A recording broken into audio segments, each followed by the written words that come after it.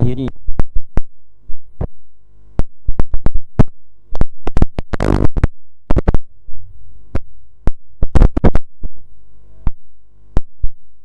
Allah wa ahbab rasulih sallallahu alaihi wasallam.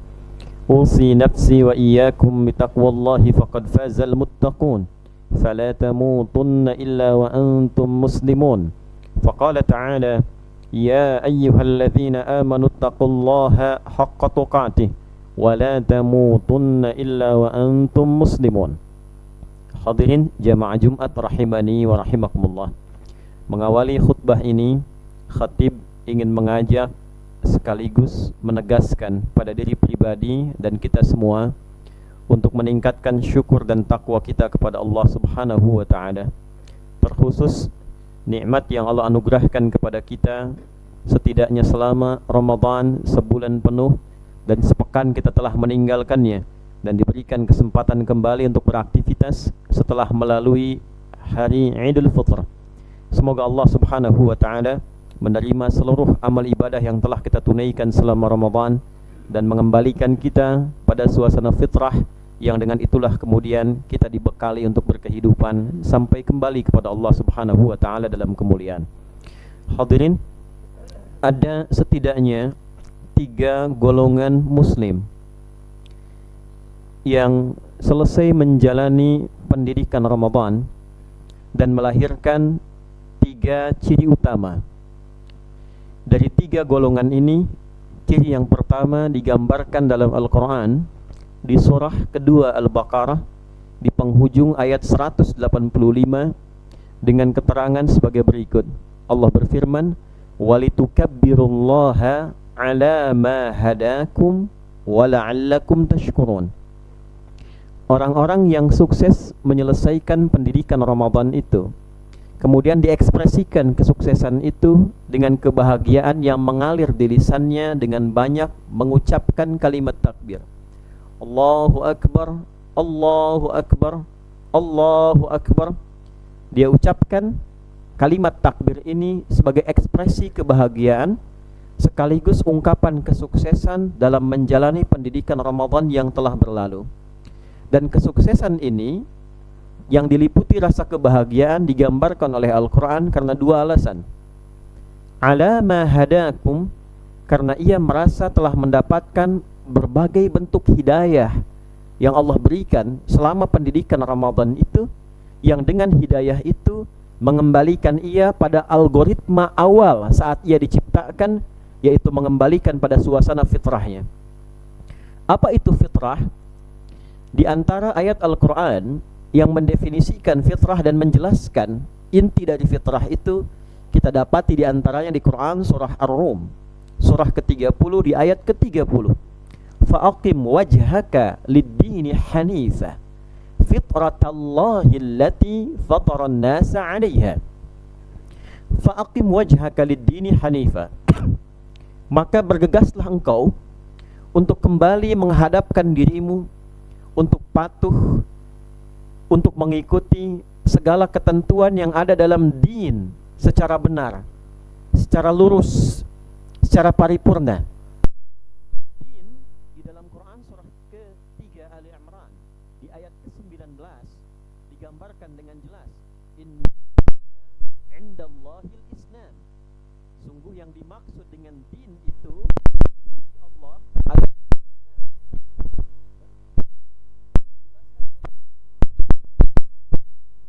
ini. Umar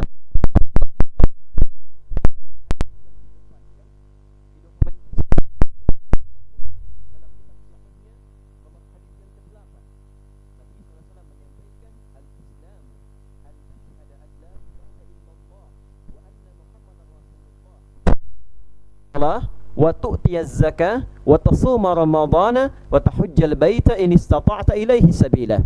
Yang dimaksud Islam itu engkau kembali menguatkan komitmenmu bahwa engkau menjadikan Allah Subhanahu wa taala satu-satunya Tuhan yang dipertuhankan, disembah, dan cara mempertuhankan dan menyembah Allah itu melalui ketentuan yang pernah Nabi tuntun kepada kita semua. Lantas dibuktikanlah kemudian komitmen bertuhan itu dengan menunaikan sholat. Lalu membuktikan komitmen bertuhan itu dengan meningkatkan ibadah. Melalui harta Allah berikan skema zakat, melalui fisik Allah berikan skema puasa, melalui harta dan fisik Allah berikan skema menunaikan ibadah haji dan umrah di dalamnya. Jadi inti Islam itu mengembalikan algoritma kita untuk bertuhan, mengenal Allah kembali, menaati ketentuan yang telah Allah berikan kepada kita dengan tugas berkehidupan di muka bumi ini. Apa tugas pokoknya? Dijelaskan di Quran surah ke-51 di ayat ke-56, "Wa ma khalaqtul jinna wal insa illa liya'budun." Dan tidaklah aku ciptakan jin dan manusia itu kecuali untuk menjadikan seluruh aktivitas kehidupannya untuk bernilai ibadah kepada Allah Subhanahu wa taala. Jadi dilatih selama Ramadan peningkatan ibadah ritual supaya kita ingat kembali tujuan hidup kita, kenal dengan Allah, tahu tentang kehidupan kita, ditingkatkan sholatnya, ditingkatkan sedekahnya, dibuat pemahaman tentang cara beraktivitas, maka makannya menjadi ibadah, bukan sekedar menahan lapar dan haus, tapi sahurnya jadi ibadah, niat makannya ibadah, saat memulai bukanya ada doa di dalamnya, ada harapan dalam iringannya, malamnya dihantarkan doa-doa kebaikan, diniatkan kebaikan, berharap sukses dunianya, pagi hari menjalani dunia dengan semangat spiritual, dan saat malamnya mendekat kepada Allah dengan semangat spiritual. Demikian harusnya kita lakukan dalam kehidupan kita. Dunianya punya nilai ibadah, akhirat dikonfirmasi nilai ibadah itu melalui nikmat yang tercurah. Ini yang dimaksud wa minhum may yaqulu rabbana atina fid dunya hasanah wa fil akhirati hasanah wa qina adzabannar. Di antara manusia ada yang pola hidupnya di dunianya dia sukses, di akhiratnya pun sukses, dan dia padukan kesuksesan dunia dan akhirat ini sebagai algoritma aktivitas yang dia jalani dalam kehidupannya. Dia bekerja juga, dia berkantor juga, dia kuliah juga, dia mengajar juga, dia bertani juga, tapi saat yang bersamaan dia sholat juga, dia menaati Allah, dia niatkan pekerjaannya sebagai ibadah, dia jauhi maksiat seperti puasa melatihnya, dia tinggalkan sogok menyogok, dia tinggalkan korupsi, dia tinggalkan perilaku kriminal, dan dia lakukan semua ketaatan itu sebagai ibadah kepada Allah Subhanahu wa taala. Itulah fitrah yang dimaksudkan, hadirin. Jadi fitrah itu bukan berarti kita meninggalkan dunia, bukan berarti setelah Ramadan hanya pergi ke masjid sholat saja, hanya umrah rajin saja, hanya sedekah saja, lupa dengan tugas pekerjaan di muka bumi, tidak berangkat ke kantor dengan semangat, tidak bekerja dengan semangat. Tidak.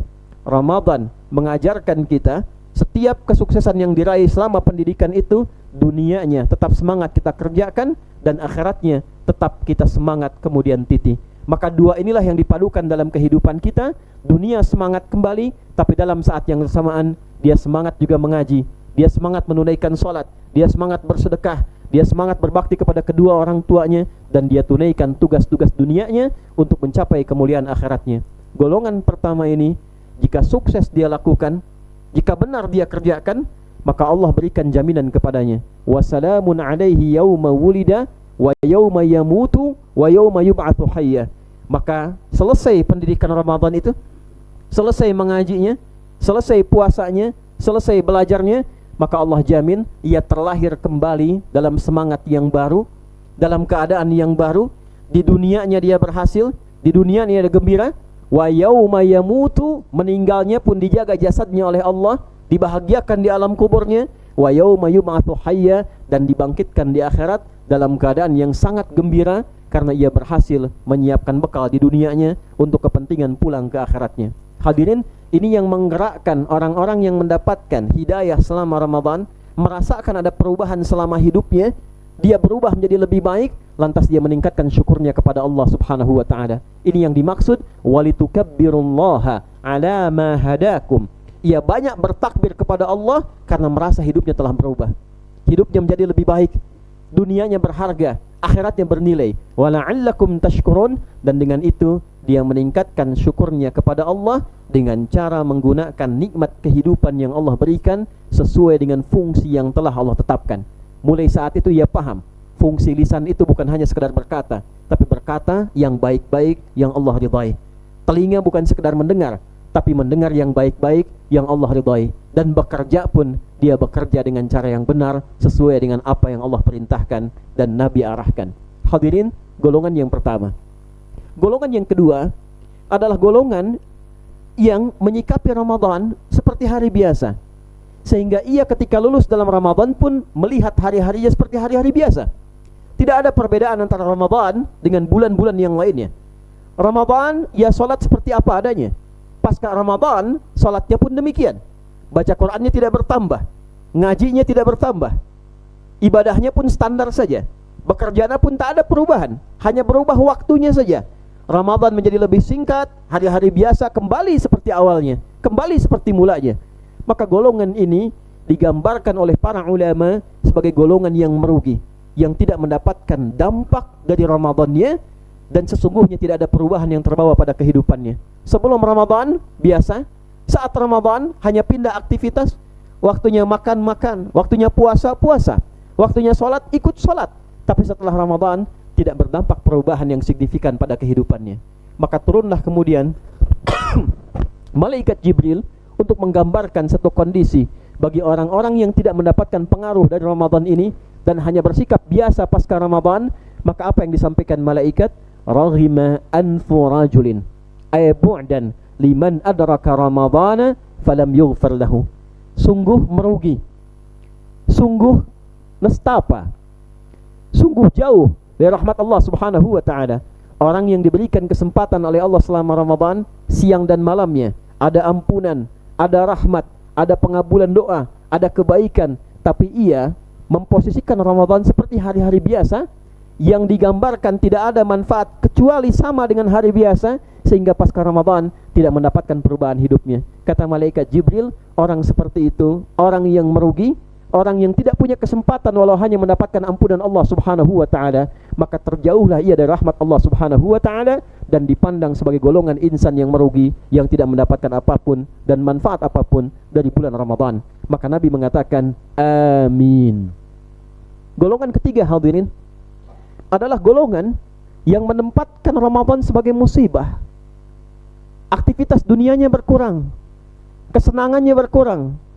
Walaupun dia mengaku sebagai muslim, kesenangannya untuk menikmati makanan yang bebas, minuman yang bebas, pesta yang bebas, kegiatan yang bebas. Lalu datang Ramadan, seakan-akan merasa semua itu mengikat kesenangannya, seakan-akan semua itu membatasi kebiasaannya. Sehingga terkadang ia minum sembunyi-sembunyi, ia makan sembunyi-sembunyi. Walaupun zahirnya benar menampakkan dia puasa, di depan orang ikut buka bersama, dia mengadakan buka bersama, tapi zahirnya merasa bahwa puasa ini membatasi aktivitasnya. Ramadan mengekang segala kesenangannya. Maka selepas Ramadan ia seakan merasakan kebebasan yang utuh, kembali pada algoritma awalnya, menikmati kehidupan hanya untuk urusan dunianya saja tanpa peduli akhiratnya. Maka digambarkanlah orang seperti ini di dalam Al-Quran surah kedua Al-Baqarah di ayat ke-200. Wa minan nasi may yaqulu rabbana atina fid dunya wa ma lahu fil akhirati min khalaq. Ada orang yang kehidupannya, kata Allah, dunia oriented. Semuanya untuk kesenangan dunia saja. Mumpung masih hidup di dunia, mumpung ajal belum tiba, nikmati kehidupan, mumpung masih bisa, mumpung masih enak, mumpung masih nyaman. Kata Allah, orang-orang semacam ini dia akan mendapatkan sesuai dengan harapan kesenangan dunianya, tapi tidak sedikit pun aku sisakan kebahagiaan untuk akhiratnya. Wa ma lahu fil akhirati min khalaq. Tidak sedikit pun bagiannya akan ia dapatkan untuk kesenangannya di akhiratnya. Hadirin, melalui khutbah yang singkat ini, khatib ingin mengajak kita merenung dari 3 golongan yang dipancarkan keterangannya dalam Al-Quran dan hadis tadi. Setelah sepekan kita menjalani Ramadan, termasuk pada golongan yang keberapakah kita? Jika pada masuk golongan yang pertama, berbahagialah, bersyukurlah, pertahankan itu setidaknya sampai nafas ujung kehidupan kita yang kita bisa bawa pulang menghadap Allah subhanahu wa ta'ala.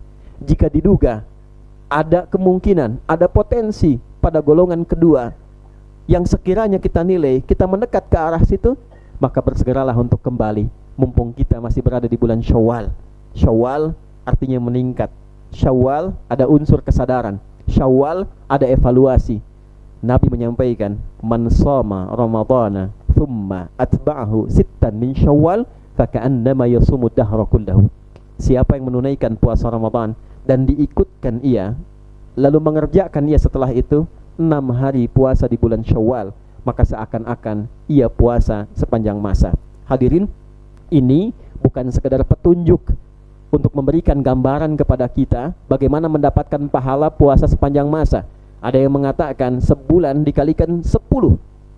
Jika 30 dikali 10 maka 300. Rumusnya di Al-An'am ayat 160.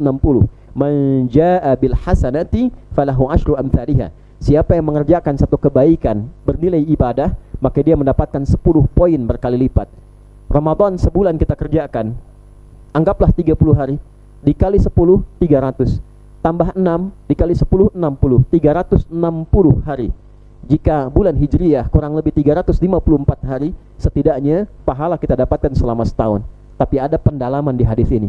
6 hari itu juga ditampilkan jika kita merasa bahwa pasca Ramadan ada yang belum maksimal kita kerjakan, ada yang belum selesai kita tuntaskan, ada perubahan yang belum kita dapatkan, maka berlatihlah sepanjang di bulan Syawal itu membangun kesadaran bahwa tidak sia-sia saya diberikan kesempatan Ramadan, dan sebelum ajal datang menjemput, seperti saudara kita telah mendahului kita, buktikan bahwa kita masih punya kesempatan untuk berubah menjadi orang-orang yang lebih baik dari sebelumnya. Semoga khutbah ini memberikan motivasi kita untuk senantiasa memperbaiki diri.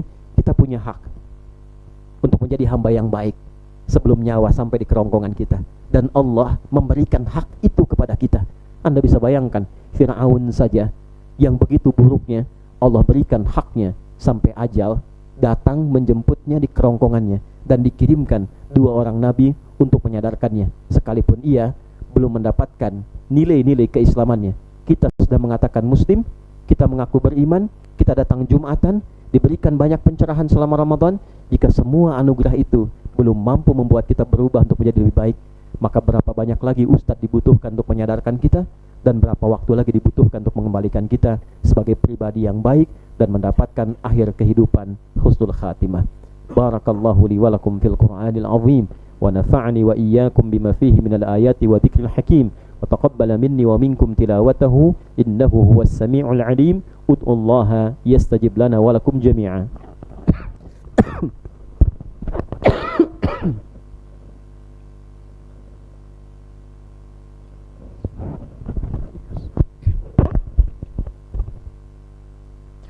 Alhamdulillah, wassalatu wassalamu ala rasulillah, nabiyyina wa sayyidina Muhammad ibn Abdullah wa ala alihi wa sahbihi wa man walah. Nashhadu an la ilaha illallah wahdahu la sharika lah, wa nashhadu anna Muhammadan abduhu wa rasuluhu alladhi la nabiyya ba'dah. Ibadallah, usi nafsi wa iyyakum bitaqwallahi faqad fazal muttaqun, fala tamutunna illa wa antum muslimun. Faqala ta'ala: Ya ayyuhalladzina amanu taqullaha haqqa tuqatih wa la tamutunna illa wa antum muslimun. Hadirin, sebelum kita berdoa, pastikan bahwa keadaan kita di dalam Jumat ini setidaknya menjadi golongan orang-orang yang berbahagia, golongan orang-orang yang kembali berhasil berjuang mengembalikan kita ke dalam kondisi semula, yang kenal dengan Allah, yang siap beribadah dan menerjemahkan hasil ibadah itu dalam kehidupan sosial kita dengan menjadi pribadi yang lebih baik. Orang-orang yang masuk pada golongan itu digambarkan oleh ulama-ulama kita di Nusantara sebagai orang-orang yang berhasil mengembalikan kondisi fitrahnya, dan dia sukses mendapatkan keberhasilan Ramadannya. Di dalam bahasa Arab, semua kalimat itu diungkapkan dengan 2 kata saja: minal aidin wal faizin. Semoga Anda termasuk golongan orang-orang yang dikembalikan kepada kondisi fitrahnya dan sukses serta bahagia menjalani pendidikan Ramadannya. Barulah kemudian disisipkan doa, taqabbalallahu minna wa minkum. Semoga Allah menerima setiap ikhtiar perjuangan kita selama Ramadan, dan semoga kita semua digolongkan pada orang-orang terbaik saat kita kembali kepada Allah dalam kemuliaan.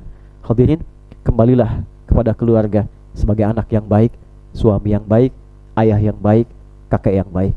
Kembalilah ke pekerjaan Anda semua sebagai pegawai yang baik, sebagai pimpinan yang baik. Tapi sebaik-baiknya kita, yakinlah bahwa satu saat kita akan dihisab. Dan rumah terakhir kita bukan di tempat ini, bukan di dunia ini, tapi di satu tempat yang hanya ada 2 pilihan. Jika bukan surga, maka itulah neraka yang ingin kita hindari, dan surga yang ingin kita titi. Mari kita berdoa. Semoga doa ini setidaknya memantapkan kembali niat kita untuk menjadi pribadi-pribadi yang lebih bernilai di hadapan Allah Subhanahu wa taala. Qala ta'ala, "Innallaha wa malaikatahu yusalluna 'alan nabi. Ya ayyuhalladzina amanu sallu 'alaihi wa sallimu taslima." Allahumma salli wa sallim wa barik wa karrim 'ala hadzal nabiyil karim ar-rasulil amin nabiyyina wa sayyidina Muhammadin wa 'ala alihi wa sahbihi wa dzurriyyatihi wa ummatihi ila yaumiddin. Allahumma nahmaduka hamdan syakirin, hamdan na'imin, hamdan yuwafi ni'amahu wa yukafi'u mazidah. Ya Rabbana lakal hamdu wa lakal syukru kama yanbaghi li jalali wajhikal karim wa li 'azimi sultanik. Allahumma ya arhamar rahimin, Allahumma ighfir lil muslimin wal muslimat wal mu'minin wal mu'minat al ahya'i minna wal amwat innaka sami'un qaribun mujibud da'wat wa ya qadiyal hajat. Rabbana la tada' lana fi maqamina hadha dhanban illa ghafartah wa la hamman illa farajtah ولا دينا إلا قضيته ولا مريضا إلا شفيته ولا حاجة من حوائج الدنيا والآخرة فيها لك رضا وفيها لنا الصلاح إلا قضيتها يا رحم الراحمين. Ya Allah, jika di masjid ini ada yang hadir dari jamaah membawa dosa siapapun ia, maka mohon ampuni segala dosa-dosanya. Jika ada di antara kami yang sedang mengalami kesulitan, maka mohon ya Allah hilangkan seluruh kesulitannya. Jika ada yang tengah diuji dengan penyakit, sembuhkan penyakitnya. Jika ada di antara kami yang diuji dengan kesulitan ekonomi, limpahkan rizki yang terbaik kepadanya untuk bisa menyelesaikan seluruh kesulitan-kesulitan dirinya. Allahumma ya arhamar rahimin, alif baina qulubina wa ati anfusana taqwaha wa zakkiha anta khairu man zakkaha anta waliyuha maulaha. Ya Allah, anugerahkan kepada kami kelembutan hati untuk menyadari, untuk bertobat dan kembali kepadamu dalam kebaikan. Bersihkan sifat-sifat yang kurang baik pada jiwa kami dan berikan kemampuan kami ya Allah untuk mengisi sisa hidup kami dengan lebih baik yang berpotensi mendapatkan ridhamu. Waj'al baqiyata hayatina hayatan thayyibah wa akhira wafatina husnal khatimah. Ya Allah, kapanpun kami kembali, dimanapun, di ruang apapun, mohon anugerahkan kepada kami ya Allah kemampuan untuk wafat dalam keadaan husnul khatimah. Allahumma ij'al ya Allah biladana Indonesia baldatan thayyibatan wa anta tardaha wahdi umara'aha liyahtadu ilaika wa liyakhaffifu hisabahum yaumal qiyamah. Ya Allah, mohon jaga negara kami Indonesia. Jadikan negara yang makmur, yang Kau ridhai. Berikan hidayah kepada seluruh pemimpinnya di semua level kepemimpinan agar sadar dalam membangun negeri ini ya Allah, bertindak adil dalam memimpin yang itu meringankan hisab mereka kelak di akhirat nanti. Wahdi ya Allah ulama'ana liyakunu mukhlasin lakad-din, dan mohon berikan hidayah kepada para ustaz, para kiai, para da'i, para ulama untuk menyatukan umat, memberikan pencerahan yang baik, menjauhkan dari perpecahan. Allahumma rabbana atina fid dunya hasanah wa fil akhirati hasanah wa qina adzabannar. Wa sallallahu ala sayyidina Muhammad wa ala alihi wa sahbihi ajma'in wa akhiru da'wana alhamdulillahi rabbil alamin. Ibadallah, innallaha ya'muru bil 'adli wal ihsan